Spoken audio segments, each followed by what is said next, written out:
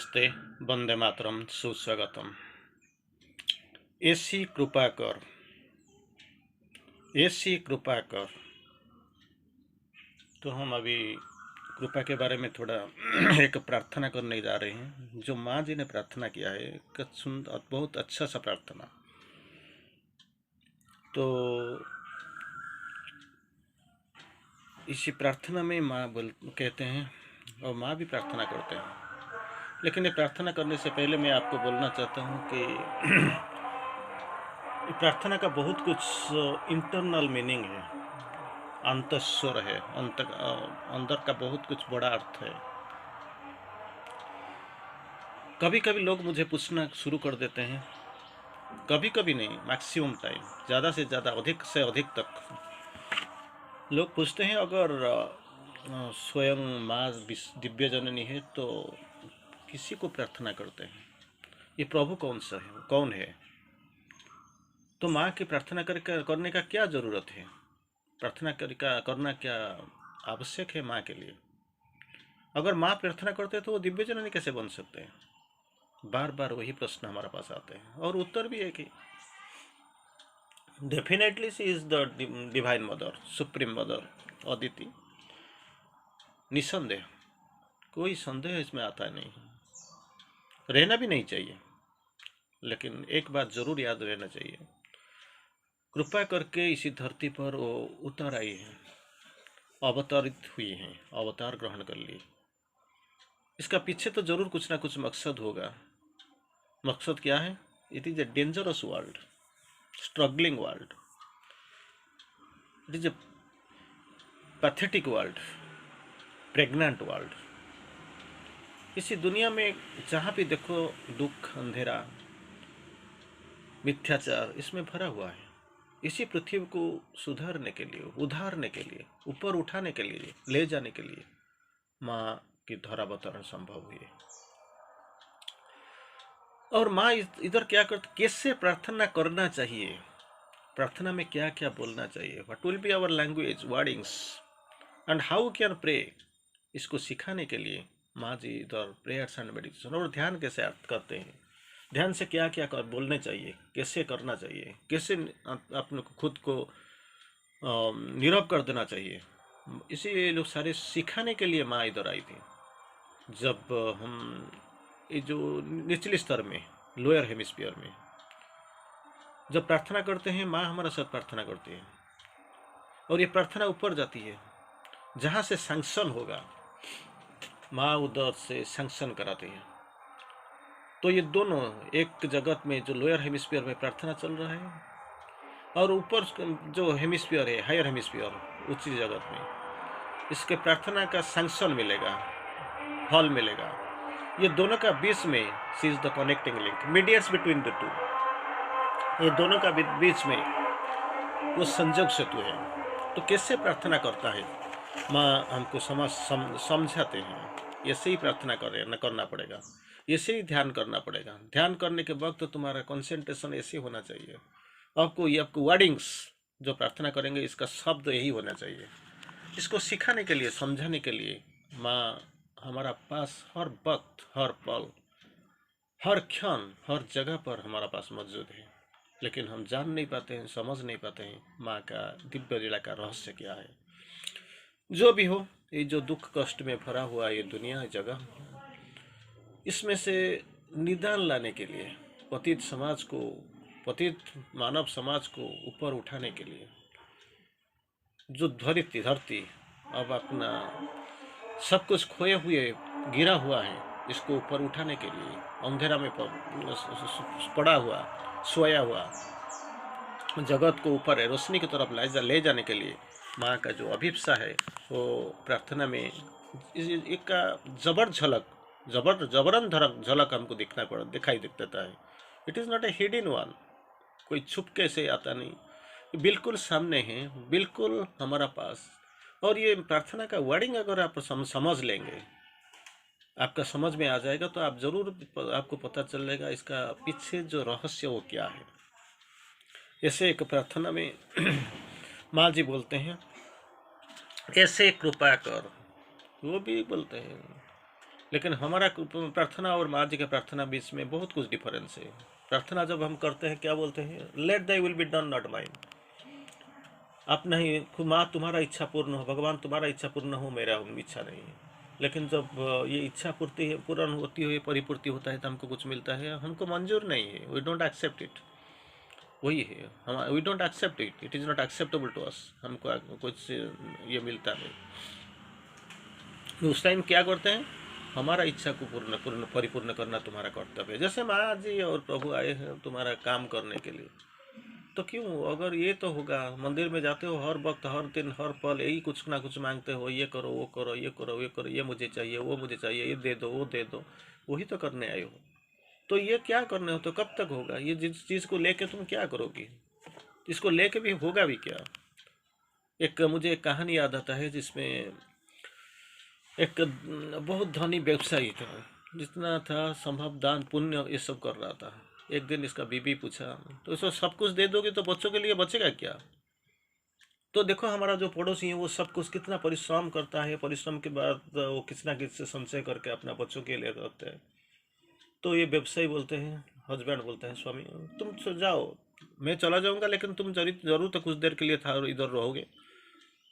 तुम मेरे जाने के बाद तुझे पता चल जाएगा मैं क्या कर रहा था और क्या छोड़ के जा रहा हूँ और क्या लेके जा रहा हूँ, क्योंकि मैं जब आया था तो नंगा आया था और जाऊंगा भी खाली हाथ में चला जाऊंगा। लेकिन तुमको भी ऐसे ही करना पड़ेगा, लेकिन तुमको पता चल जाएगा मेरे जाने के बाद मैं जो कर रहा हूँ इसमें सच्चाई क्या है, what is the dynamism behind it, secret behind it, इसका पीछे गुह्य ज्ञान क्या है। तो कुछ दिन के बाद वो व्यवसायी का मृत्यु हो गया, मौत हो गया। साइमल्टेनियसली पड़ोसी जो था वो भी, इसका भी चला गया, वो भी वक्त खत्म, वो भी मर गया। लेकिन ये तो व्यवसायी का मौत के बाद क्या हुआ, वो छोड़ के गया, सुसंपर्क छोड़ के गया, व्यवसाय छोड़ के गया, गुडविल छोड़ के गया और जनसंपर्क छोड़ के गया। कुछ बिजनेस में जो होता है संपर्क, वो इसको छोड़ के गया। तो बच्चे लोग आ गए बिजनेस में बैठ गए और बिजनेस जैसे दिन दिन ब दिन हर दिन बढ़ता गया। लोग ये जो बच्चे लोग खुश है।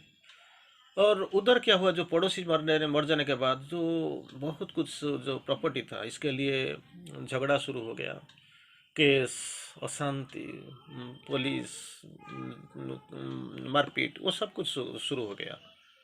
बीच में खड़ा होने वाला वही जो बीबी, धनी का बीबी, वो देख रहे हैं मेरा स्वामी जो बोल रहे थे वही सच बोल रहे थे, कुछ छोड़ के गया लेकिन कुछ लेके गया नहीं। तो वही जिसी के लिए मेरा बच्चे अभी आनंद में जीवन निर्वाह करते हैं, लेकिन वो पड़ोसी क्या करते हैं देखो, मारपीट, झगड़े, ये सब कुछ चल रहा है। This is what the reason, वही तो है कारण।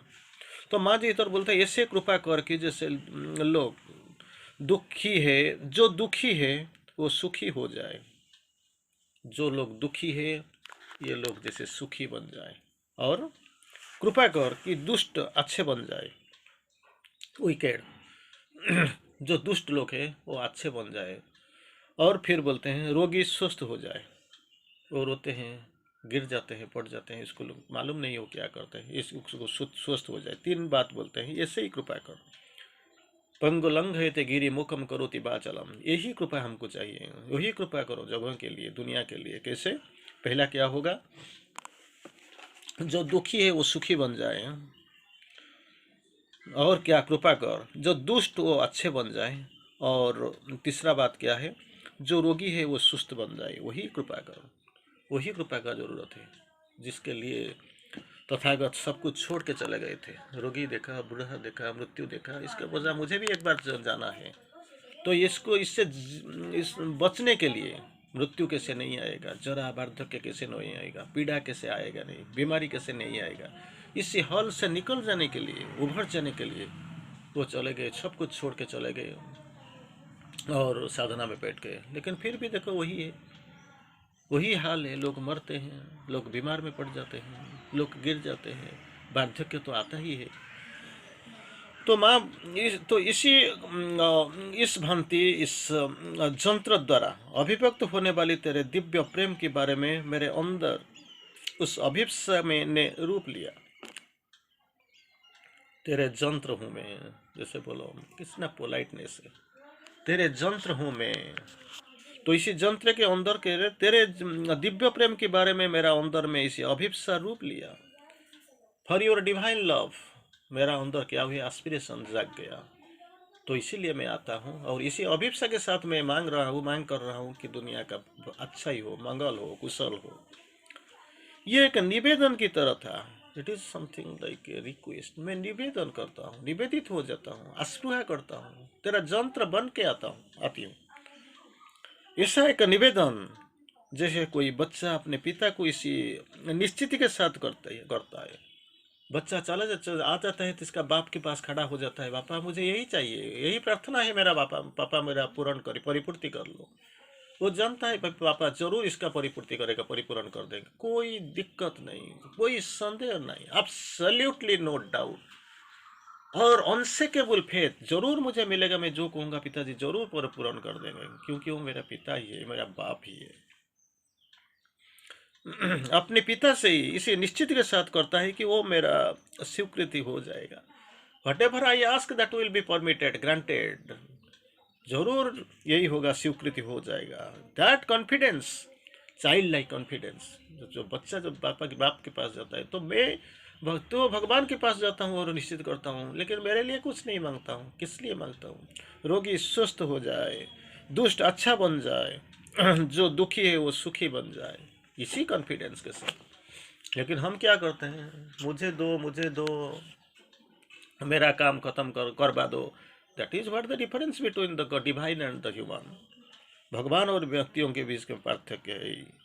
क्योंकि जब मैंने मांग की तो whenever I ask, क्या हुआ, तो मेरे अंदर निश्चित थे जरूर हो जाएगा। दैट कॉन्फिडेंस आई हैड, मेरा अंदर निश्चित ही था।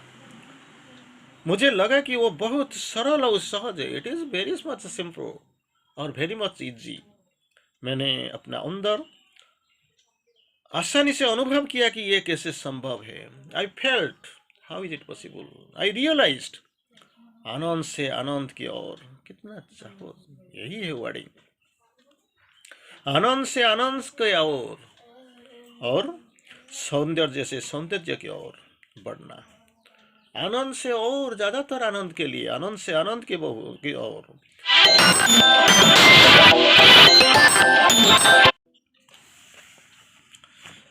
तो वही है जो क्या होना चाहिए, आनंद से आनंद की ओर, सौंदर्य से सौंदर्य की ओर बढ़ना।